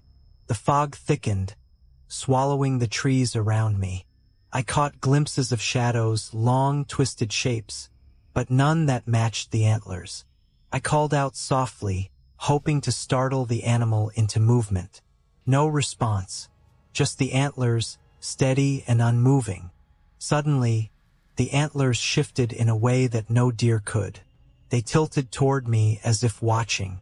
A strange feeling washed over me, like being observed by something ancient and deliberate. My instincts screamed to run, but my body refused. I took a step back and then another. The antlers began to sway rhythmically, almost hypnotically, as if beckoning me deeper into the fog. My pulse quickened. I remembered an old hunting tale about a creature in these woods, a guardian with antlers, but no face, that lures hunters away and never lets them return. The air grew colder, heavier. The trees around me warped and bent, like the forest itself was alive and watching. Then I saw it, just a flicker. No eyes, no mouth, no face. Only the antlers, massive and twisted like ancient branches reaching toward the sky. I stumbled backward, heart hammering, trying to escape the creeping fog. But the forest had changed. Paths I had walked earlier were gone, replaced by endless dark trees and shadows that didn't belong to any creature I knew. I kept hearing footsteps behind me, soft, deliberate, but no rustling leaves, no breaking twigs, only the sound of something enormous moving with silent grace. I dared not look back. After what felt like hours, the fog began to thin. I burst out of the trees near my truck, panting, cold sweat dripping down my face. I never saw the creature's face, only those antlers, silhouetted against the fog, haunting me even now. Some nights, when the wind howls just right, I swear I can hear the swaying of those antlers in the distance, waiting. The night was unusually still, the kind of silence that presses on your ears until you can almost hear your own heartbeat. The kind of silence that makes the woods feel endless and empty, even though they're crowded with trees and shadows. I had been hunting alone for hours, the kind of solitary trip I usually enjoyed. The crackling of leaves underfoot, the distant calls of night creatures, the steady rhythm of my breath. But this night was different. Something felt off. As the moon rose higher, pale and familiar, I tightened my grip on my rifle and glanced up. That's when I saw it, another moon. Smaller, but unmistakably there, hanging in the dark sky beside the real one. I blinked, sure my eyes were playing tricks on me, but the second moon didn't fade. It lingered, glowing with a faint, sickly yellow light that seemed unnatural. I lowered my rifle, heart pounding. I wasn't just tired or losing it. That second moon wasn't something you'd mistake for a star or a planet. It was an impossible presence. A shadow curled deep in the corner of my mind, whispering that this wasn't just a trick of nature. Something else was out there, watching. I tried to rationalize it. Could it be a reflection? A strange atmospheric condition? The forest around me seemed to hold its breath as I scanned the sky. Then, beneath the twin moons, the trees grew darker, like ink spilled across the land. My instincts screamed at me to leave, but something, curiosity, maybe foolishness, held me still. The second moon began to change. Its edges rippled, pulsing like a heartbeat, and a low hum filled the air. I felt it in my bones, a vibration crawling through the ground and up my spine. Then the shadows in the trees shifted, and shapes moved just beyond the edge of my vision. I spun around, flashlight beam darting into the blackness, but nothing was there. No animals, no humans. Just the cold rustling of leaves. But the feeling of being watched only grew stronger. I tried to call out, but my voice caught in my throat, swallowed by the dense night. Something was waiting for me out there, something that didn't belong to this world, or at least not this one. I should have left. I should have packed up and disappeared back to the safety of my truck and the dull glow of the highway. But as the twin moons hung above, I realized I was already too deep. The forest was no longer just a place of trees and animals. It had become a living thing, alive with secrets older than time. My breath clouded in the chilly air as I moved slowly toward the edge of the clearing. The second moon pulsed again, brighter this time, casting an eerie light that painted the trees in shades of gray and silver. I felt drawn to it, as if the moon itself was calling me. Then I saw them, figures standing just beyond the tree line, tall and thin, their outlines blurry and shimmering like heat haze. They didn't move, but their presence was undeniable. They watched me with hollow eyes that reflected both moons. A cold dread settled over me, thick and suffocating. I raised my rifle instinctively, but it felt useless against whatever this was. The figures stepped forward, dissolving into the mist like smoke. The second moon flickered and began to fade, shrinking slowly until only the familiar moon remained. The forest sighed, releasing the tension that had built like a storm. The sounds of the night returned, the hoot of an owl, the rustle of small animals in the underbrush, but the feeling lingered. I wasn't alone out here. Whatever had come with that second moon was still near, watching from the shadows, waiting for me to return. I left the woods that night with more questions than answers. The image of the twin moons burned into my mind. The second moon wasn't just a trick of light or a trick of my mind. It was a warning, a sign that some parts of the forest hold things not meant for human eyes.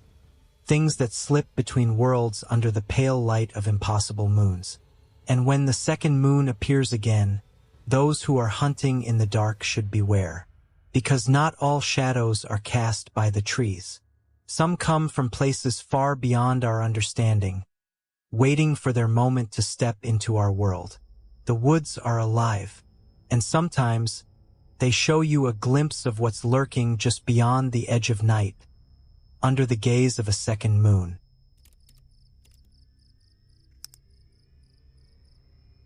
They warned me not to hunt there, now I know why. Started with an old man in town.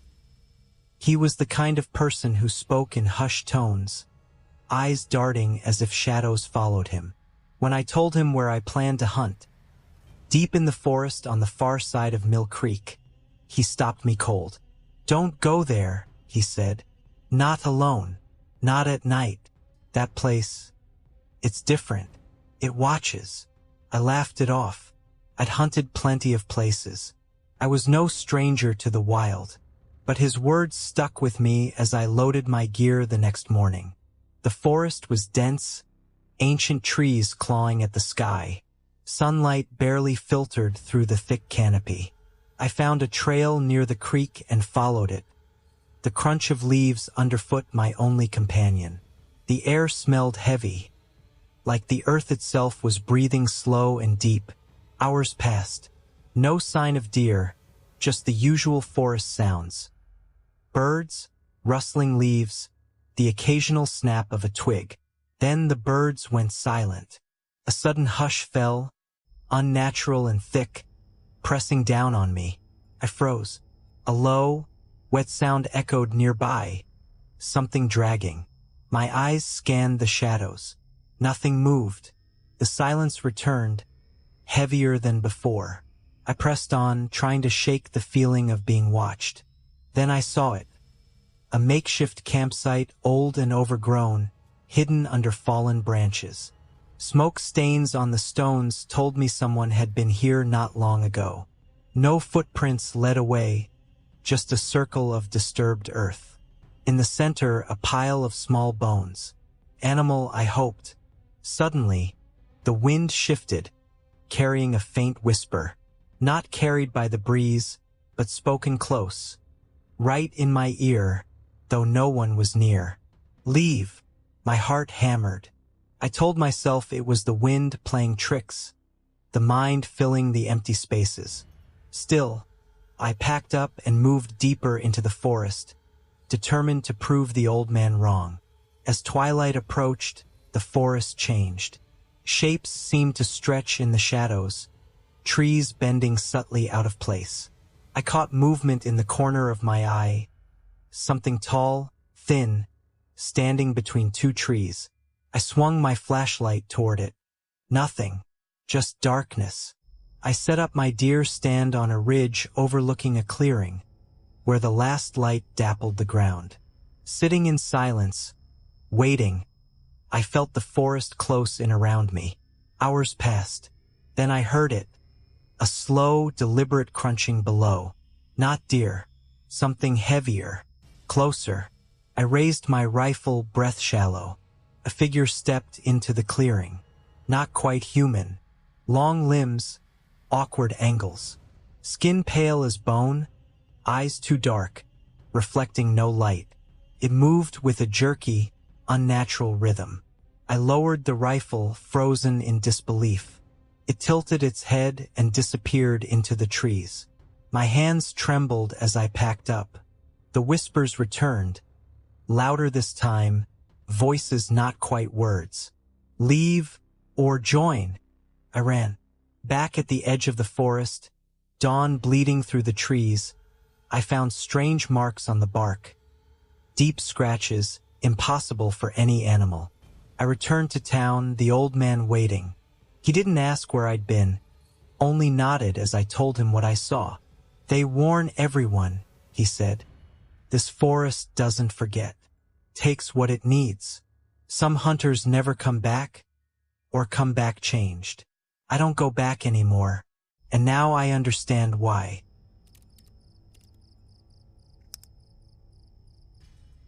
It screamed like a woman, but had no mouth. The sound ripped through the forest like a jagged blade, a desperate, haunting shriek that echoed through the trees and settled deep into the bones. It was the kind of scream that shouldn't exist, unnatural and raw, as if a voice was trapped somewhere it couldn't escape. I was hunting alone that evening, miles from any trail, near a part of the forest I'd been warned about but had always ignored.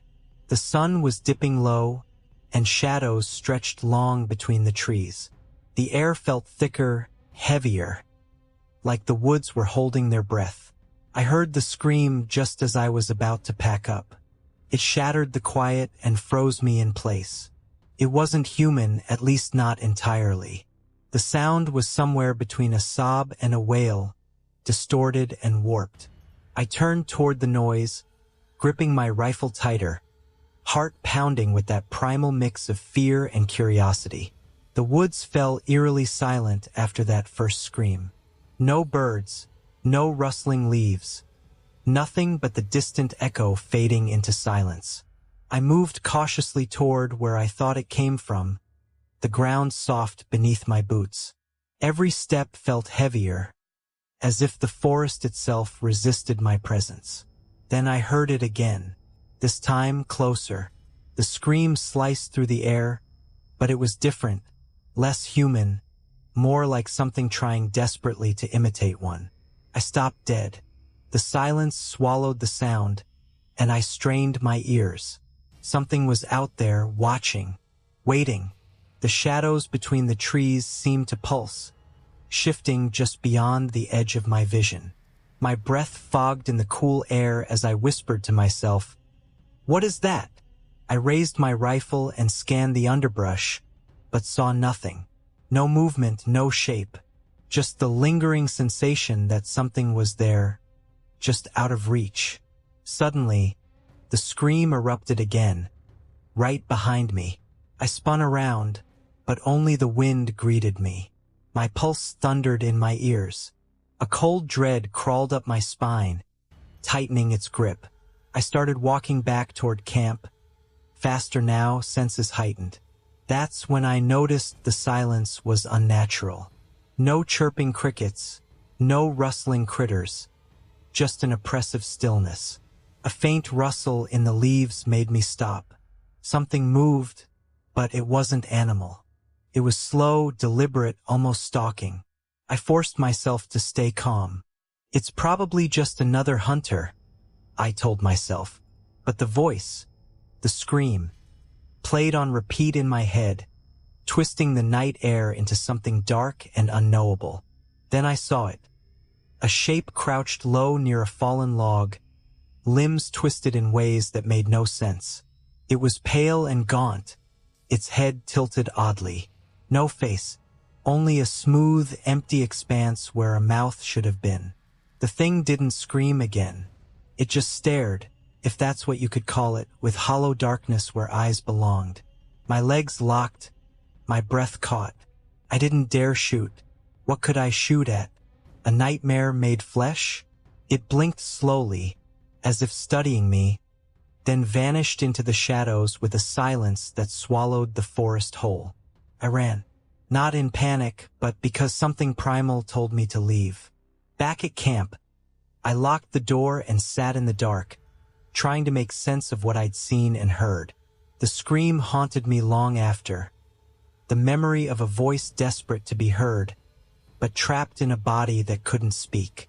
No tracks, no evidence, just that scream, echoing between the trees, reminding me that some things in the forest are beyond understanding. And some screams come from something that shouldn't exist at all. The ground was breathing. At first, it was just a subtle shift, like the earth itself was inhaling and exhaling beneath my boots. I was alone in the forest, miles from the nearest road, hunting deer as I had countless times before. But something about this place felt different, off. The silence wasn't natural. It was heavy, thick, as if the woods were holding their breath alongside me. I noticed it when I crouched to check my trail camera, the one I'd set up near a small clearing. The soil underfoot was soft, unusually warm, and with each passing second, it seemed to pulse, rhythmically, like a slow heartbeat. I told myself it was my imagination, that maybe the earth was just damp or the roots shifting beneath the surface. But then the pulsing grew stronger. I stepped back, startled, eyes scanning the clearing. The leaves on the ground rustled, though the air was still, like something breathing through them. The shadows stretched long and warped, twisting unnaturally around the trees. A chill crept up my spine despite the warm earth beneath me. I reached out to touch the ground again, and as my fingers pressed into the soil, a tremor passed through it. It was as if the earth itself exhaled under my skin. I pulled my hand back, heart pounding, and suddenly I saw it, just beneath the surface, a faint movement. Something alive, pulsing, undulating like a dark wave just under the dirt. Fear surged. This was no animal burrowing or root growing. This was something else. I backed away slowly, but the ground began to rise beneath me, subtle and slow at first, then quicker. The earth swelled like a breathing chest, pushing up leaves and twigs, distorting the forest floor. A low, almost imperceptible growl vibrated through the ground. I wanted to run, but my feet felt rooted, as if the soil itself clung to me, binding me to the spot. The breathing grew louder, the tremors stronger, and the clearing seemed to close in. The trees bent slightly inward, like they were leaning toward the pulse beneath us both. Then I noticed the small depressions forming around me, circles sinking deep into the earth like shallow graves. Each one pulsed in time with the breathing ground, as if marking territory or drawing me in. A whisper floated on the air, barely audible. Not words, but a sound not quite human or animal, something ancient and primal. I dropped my rifle, every instinct screaming to leave. But the ground's rhythm was mesmerizing, a dark lullaby pulling at my senses. A shadow flickered near the base of a tree, a tall, thin shape that seemed made of mist and bark. Its form shifted with the breathing soil, blending and warping. It watched me with hollow eyes that seemed to pierce through my soul. I took a step back. The shadow moved forward, slow and deliberate, its presence thickening the air. Then the ground beneath the shadow cracked open, revealing a maw of roots and darkness, as if the forest itself had a mouth. The breathing became a roar now, the earth exhaling smoke and cold wind.